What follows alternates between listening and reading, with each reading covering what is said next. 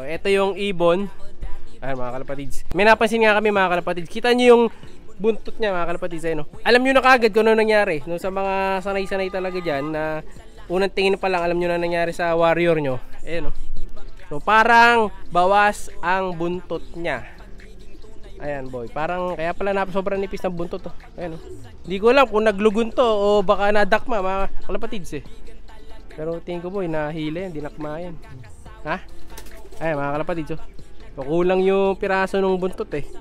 O, di ba? Parang ilang piraso yan. Siguro kung 10, parang 7 lang ang natira. Parang wala yung gitna, no? So, malalaman natin to sa susunod na araw, mga kalapatids. Pag lumilipad na, makikita natin sa air ito. Update ko kayo sa next na mga videos natin.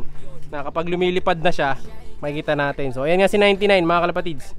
Kak. So, hiniwalay muna natin siya. Dito muna namin kinakabit. Ayan, okay naman din yung pups eh. Ayan yung pups, oh.